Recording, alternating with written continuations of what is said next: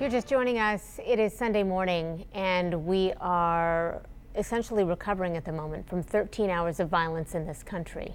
Of course, we had El Paso, where 20 people were killed in a mass shooting, and overnight, just a few hours ago, starting at 1 a.m., another shooting. 9 people have died, 16 are injured in Dayton, Ohio. And in fact, there was a man, Isaac Johnson, who was there at 1 a.m. Here's what he saw.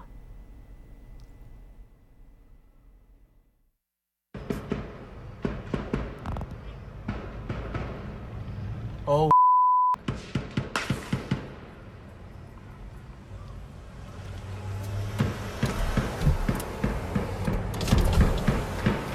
dude, what the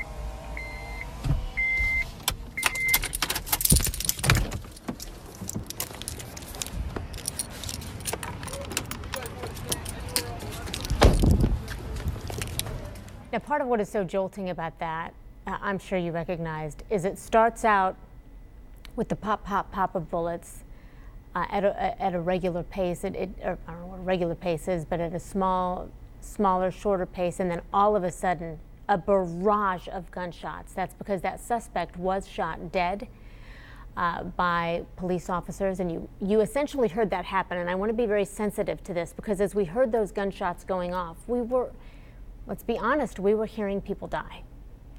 We talked to Isaac Johnson about what he saw and what he was doing in that moment. Let's listen. I'll be honest, I didn't really know at first, because I take my girlfriend to work and pick her up on the weekends, usually there. And there's always nice motorcycles and cars, so I take videos. And I was kind of sitting there waiting for one, and I heard a pop, and I kind of thought maybe they were doing fireworks or something. Just like it was just 1 or 2 right before I started the video, and then it was like 3 or 4, and I kind of like fireworks are timed to be like specifically like 5 seconds or 3 seconds apart, or right back to back, and those were just spaced out uneven. So I was like, excuse my profanity in that, but yeah, I was like, what's going on? And then I saw people start running, and cars just started coming out of the intersection like recklessly. I was just confused, really. I didn't even get out of the car, because I was just sitting there like watching everything happen. I saw the window going up and down. Did you get the sense that, were you trying to protect yourself in that moment?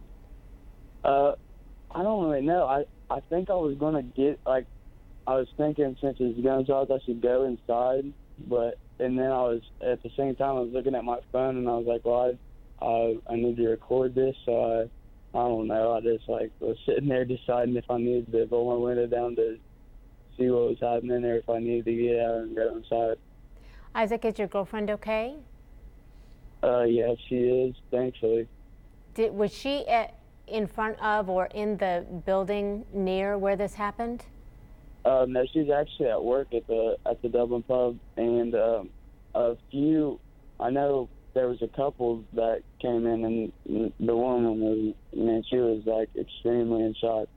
They were in meds, and I guess she said that they heard a couple shots, and people rushed the door, and they just all dropped. And then another one of her coworkers was at a nearby restaurant or bar or something. She heard a few shots, and everyone there was like diving on the ground, hitting the bar, and she was, I mean, I experienced nothing. Like, I was like the car pretty much. Nobody was paying attention to me. I was just there kind of, and it's just crazy. So Isaac, we see through your video that you got out of the car. What happened after that?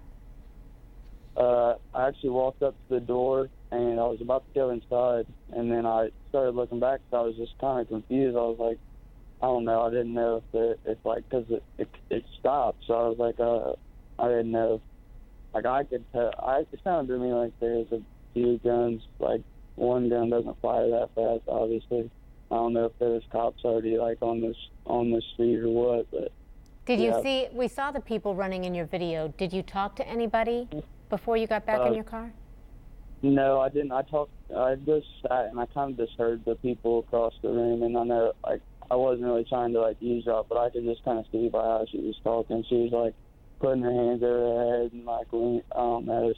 I heard her when she came in and she saw someone get shot. I already knew that, so I was just kind of, by how many shots is what it was, that's all I was wondering. I didn't want to ask, like, did you see? Sure. I didn't want to ask any questions, you know what I mean? But that's a little excessive if you ask me. That's so crazy. That's just insane. So I want to bring in CNN White House correspondent Boris Sanchez in Berkeley Heights, New Jersey, near where the president is staying this weekend. Boris, it was 13 hours since El Paso. This has just happened, and then the Dayton shooting happened. This happened several hours ago, about 1 o'clock in the morning. Do we know if the president has been briefed? Hey there, Christy. No indication yet from the White House that President Trump has been briefed on the shooting in Dayton. If he hasn't been briefed already, it's safe to assume he likely will be soon, and we expect the president to respond to this as he often has had to, with condolences for a community grieving ravaged by gun violence. As far as the shooting in El Paso, the president put out this statement last night on Twitter. He writes, quote, "Today's shooting in El Paso, Texas was not only tragic, it was an act of cowardice. I know that I stand with everyone in this country to condemn today's hateful act. There are no reasons or excuses that will ever justify killing innocent people. Melania and I send our heartfelt thoughts and prayers to the great people of Texas." The president there alluding to the shooter's hateful motive in the shooting in El Paso. Unclear if the president will address white nationalism and white nationalist violence further. Christy. Boris Sanchez, we appreciate it so much. Thank you.